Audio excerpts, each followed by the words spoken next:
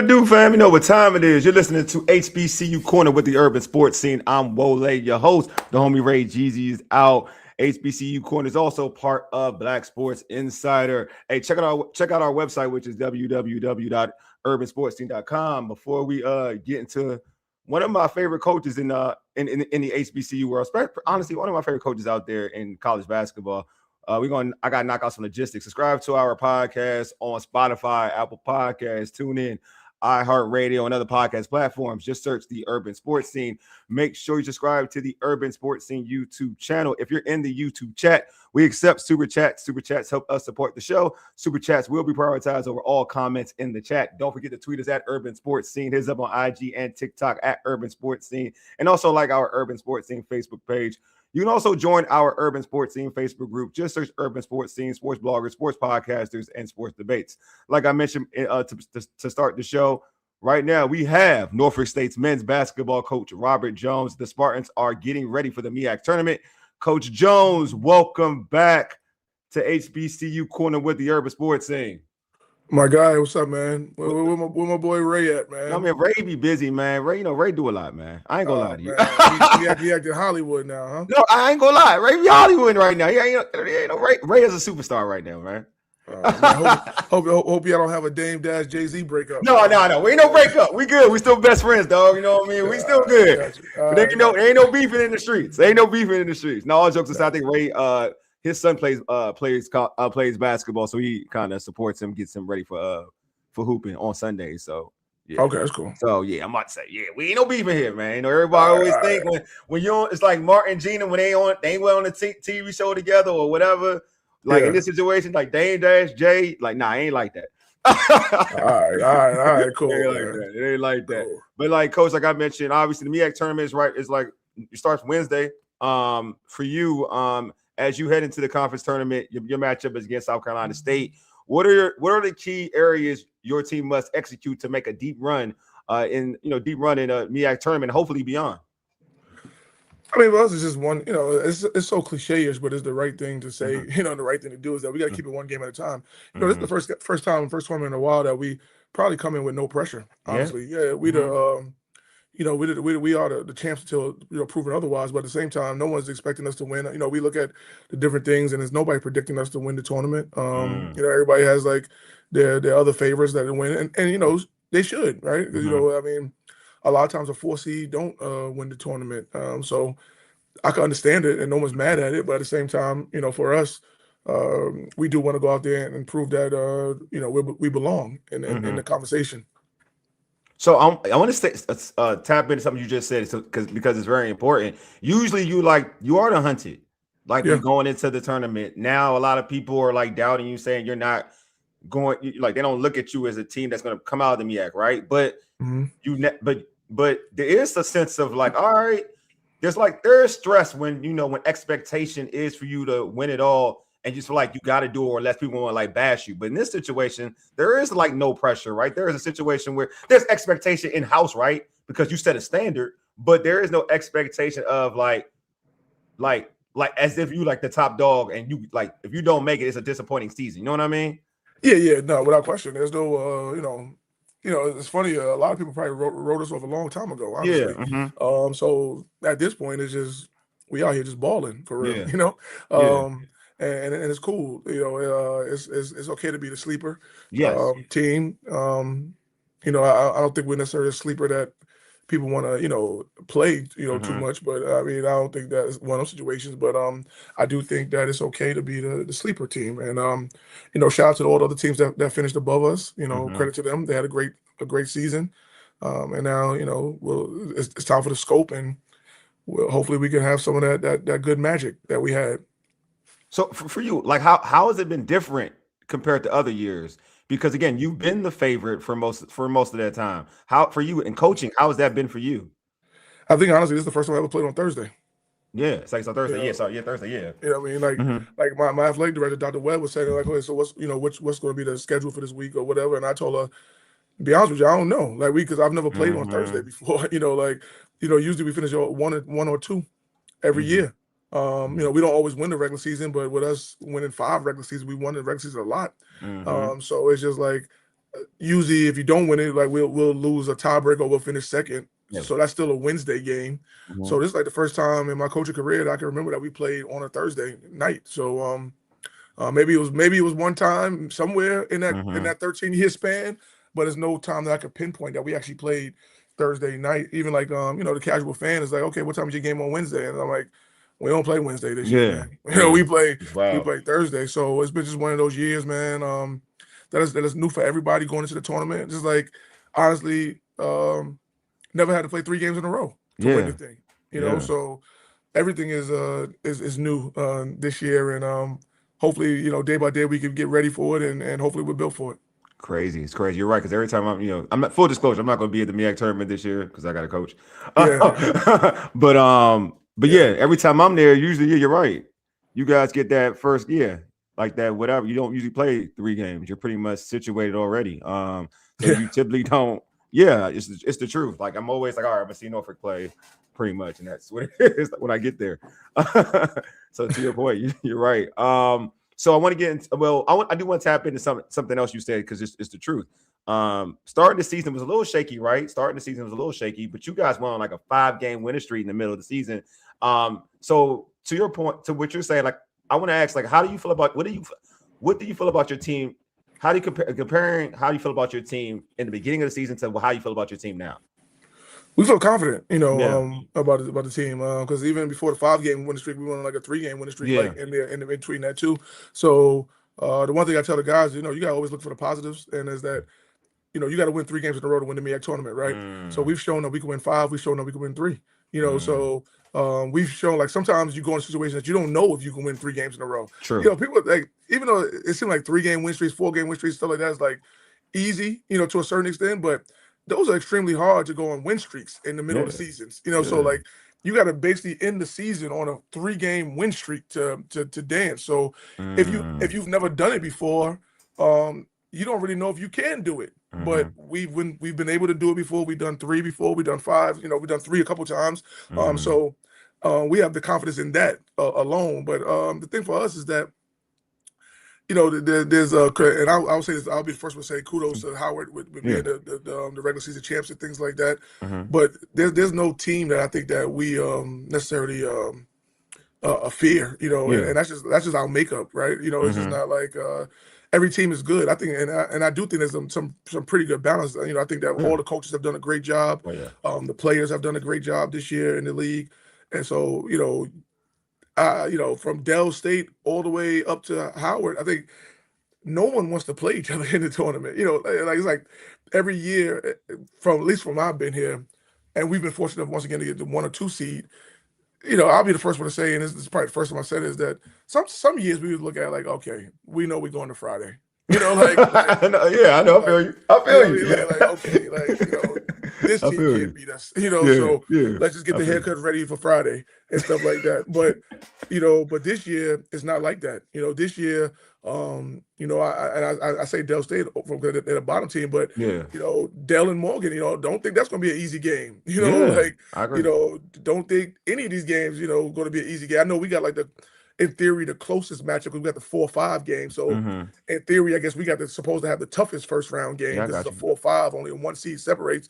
But those 3-6 games, 2-7 games are not going to be easy games either. So we got to bring your hard hat. You got to bring your hard hat, man, for this. No, I agree. So Ray is in the chat though. Ray says, "Oh, the Evil Empire is doing interviews now." My guy. Yeah, Ray. What's going on, Ray, man? What's good, my guy? So I want to tap into to get about your team, and I told you before we started going live that I believe your team is talented, especially when you got scorers. You got Devon Ellis, you got Elijah Jamison, who actually balled out against Howard in the regular season finale, and then you got Anthony McComb, who recently reached the 1,000 point milestone. So how important is it? How important is it for your vets to show out throughout in this MEAC tournament, like for them to show out to set the tone? Although in this day and age of transfers, all these kids haven't been here the whole time, but we really have 2,000-point scorers on our team. So that's we have Jameson and McCombs both went over 1,000 career points, and Ellis, if we could get a couple more games in, with NCAA tournament and things like that, he could go over 1,000. So whenever you got 3 1,000-point scorers on your team, it makes you formidable offensively. Hence why I think our offensive numbers are pretty good. So I think that gives yourself a chance because really, a lot of people say about defense and things like that, but last time I checked, man, you got to score one more point than the other team. So if you got somebody that can score, you always in a fight a little bit. That's why I think some of these teams that might be lower seeds are dangerous in the MEAC tournament because they got a couple guys that can score. You look at UMES, they got Obama who can score. They got you look at South Carolina State, they got Jaden Johnson who can score. A couple other guys who can score. So it's like that's why I don't think no one's safe in this tournament. Because a lot of people got people that can score the ball, and which makes it tough for the defense to have to plan for and react to and things of that nature. So that's why it kind of gives us the confidence, right? That we know that we got 3 1,000-point scorers. So even though you try to, and a lot of teams have tried it this year, they try to take away McCombs, and then Jameson goes off. You try to take away Jameson, then Ellis has a good game. Even like the last game against Howard, even though we lost, you can see they were trying to rough up Jameson and McCombs a little bit, and Ellis goes off for 22. You forgot about him. So it's like I think that gives us the edge. And then we got a guy like Keontae Lewis who can score a couple buckets down low, and Jaquel Morris has been playing a lot better now. So they're giving us a 4th and 5th scoring option too. So I think that's what makes it a tough out for a setting like this. And I think honestly, for a setting when you got to play 3 games, I still got my whistle on for practice. 3 games in 3 games in 3 days is that when you got to play 3 games in 3 days is we play 10 guys 10 minutes or more. So we already kind of playing the depth thing a little bit. That's good. Some teams, if you look at it, they're really top heavy. They're playing guys, 5 guys, 30 minutes. They're fine, stuff like 6 guys, 28 minutes. So for us, we've been kind of set up for this all season, even though we don't want to be in a situation. I'll be the first one to say that. I mean, we don't want to be in a situation, but I do think that we are capable. Of a daunting task of winning 3 games in 3 days. But you feel like your team is peaking at the right time though, right? Yeah. Like I think even though we've lost the last 2, we've won I think 8 out of the last 10, 7 out of the last 10. So those are good, good numbers, good metrics that shows that you're on the rise. So now it's like we got to win 3 out of the last 3. You know what I mean? But we are getting better. It's not like we're one of those teams that started off hot and now just fell off a cliff, stuff like that. We kind of other way around. We started off kind of slow motion and kind of getting our groove back a little bit. I'm not going to mention a year because I think that'd be too easy. But I will say this: I feel like talking to you now, I feel like you're happier with this unit of guys compared to a year I talked to you before. And even though going into the tournament there was issues that you didn't like, your team was a favorable team. But I feel like you like this unit a little bit more. Well, you might like them a lot. Put it that way. I think we have our ups and downs as a team, as far as like some things that we have went through this year is uncharacteristic of any team I've had. But also the thing I had to come to grips was that, okay, maybe this team is not as good as the Joe Bryant, Chris Bankston team. Yeah, definitely. Maybe they're not as good as that, but they are good enough to win, and they're good enough to win the whole thing. They're good enough that. So with that being said, I had to take a step back and say, okay, this team, let's pour more into this team instead of getting frustrated. Because there was a time, I'll be honest with you, brother, there was a time I was super frustrated with this team. What I mean? It's like, we were just playing soft, selfish, just uncharacteristic of anything that we've done in the past. It's just like, what are we doing out here? And it's just like, you almost put you to the point of just throwing in the white flag. But then I had to remember who I am as a person, and I'm not the one to just give up, easily. So I had to circumvent, and I had to take I had to take an extra day off from practice 1 week. Wow. Okay. Just for me. Like this practice went on, but it was for me. No, I understand. I had to get my thoughts together to realize that, all right, let's get this team together, man. We can still do something good with this unit. So Ray added, I'm going to piggyback on that, but Ray added, as Ellis stepped up on defense in that last game on Cedric and Bryce for sure. Only took him 31 games, but it's all good. But no, but there's a thing though that you said I do want to tap in. Something you said much earlier about having offense, and I feel like in the tournament, especially in the MEAC, and I've seen it, in the MEAC tournament, especially guard play is important and scoring guard play, and I feel like your team is peaking at that with your three-headed monster because it's very important, and we saw this even a couple years back with Dale State and their run to the MEAC championship. Well, they lost to what did they lose to? I think that was to Howard in the championship game. But like their guard play led them to a point where they were a tough matchup in the MEAC tournament. I feel like your team has that type of vibe as well. Yeah, I mean, we got some pretty good guards, man. Yeah. I think we got two of the top guards in the league. I think that both of them should be all MEAC come tomorrow. If they're not, I think it's going to be a travesty. If they're not, I'm not saying both of them should be all first team. I'm not saying that, but you got a one guard averaging 17, another guard averaging 15. Yeah. On one of the best teams in the league, a team that was top of. I mean, come on now. If you don't put them both on that team, it's just like it's like Norfolk State fatigue or something. If you don't put them both on there, on that team, and that's just the truth. Like, it should never be about slighting the kids, and stuff like that. So, when you have two all MEAC guards on the team, it gives you a chance, man. It gives you a legit chance. And then, like I said, we got guys that could fill in different spots, man. We got guys that can get you 6 to 8 points a game, which is cool because it's like if Ellis, McCombs, and Jameson will carry the heavy lifting, so they split, 50, But then you got other guys that can get you 6 to 8. That's how you average 80, get to 80 points, right? So, like I said, that's the exciting part about our team, man. And so let's go into this matchup. You mentioned South Carolina State Bulldogs. You played them twice. You beat them twice. You mentioned Johnson. Johnson leads the team in scoring, one of the better guards in the conference. I guess against Norfolk, he's averaged 17 points. Without giving us too much information, because I don't want without giving us too much information, you got a game plan. You're a coach. So what does your team need to do in that particular game to advance to the next round? I mean, to be honest with you, this is not, not taking anything away from anybody, but, we're not even thinking about them right now. Like we usually think about the opponent and any opponent, whether it's non-Division I or Arizona, we start thinking about them, 2 days before the game, honestly. Like we say these 2 days right now, because we did practice today. So we practice today and tomorrow will just be about us. What do we need to, what do we have to do to tweak ourselves, because I feel like if we're the best version of us, we're tough. We're the best version of us. And like I said, yes, it matters what the other team does, but if we're the best version of ourselves, we're going to always be in a game. So these first 48 hours is about us. The second 48 hours will be about them. But, just from what I remember with them, because I have to go back and watch, film and stuff like that again, is this, Coach Mon does a good job of having his guys play extremely tough.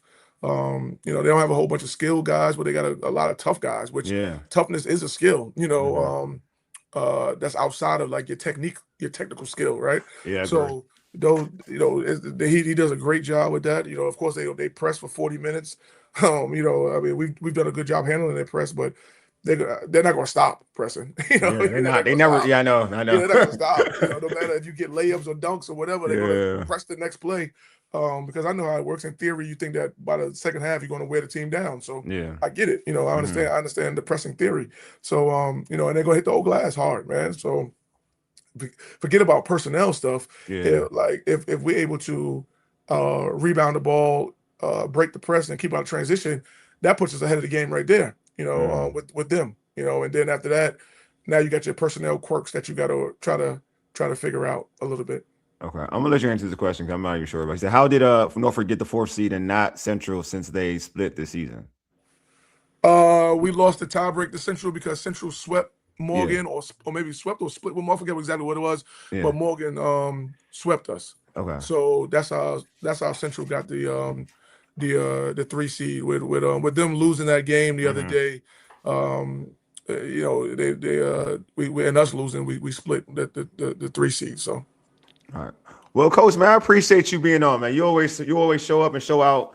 Before we let you go, man. How can let folks know? Give them good message. The Norfolk alum, my sister-in-law is an alum. So when I was talking to her, I can't even watch my niece play ball. I gotta go interview my guy. I was like, Coach Jones. She's like my Coach Jones. I was like, dang, all right. So let the alum know, man. I mean, I just say, to Spartan Nation, I appreciate the ones that supported us throughout the year. I appreciate the ones that wavered too, because it gave us more fuel to try to make it, make it better. I always say fans blow when you're hot, so I guess they come around when you're hot, right? So, that's cool. I'm not mad at anybody, but we do know who hasn't shown up recently. So let's just say that. But the thing I would say to the Spartan Nation is that yes, we're a 4 seed, but at this point, everybody has a chance to win it, and we're going to give it our best to try to retain the title and try to move forward and keep the title in Norfolk as much as possible. So, hopefully you show up Thursday at 6:00. Still feels weird saying Thursday at 6, but hopefully everybody shows up Thursday at 6, and we can have a good showing and then advance to the next round. We're not worried about any other day. Our biggest thing is, how can we advance to Friday? And once we get to Friday, we'll figure out the rest. But we need to advance to Friday. So that's been the thing. And I will say that's been one of our biggest keys so far with the team, though, is that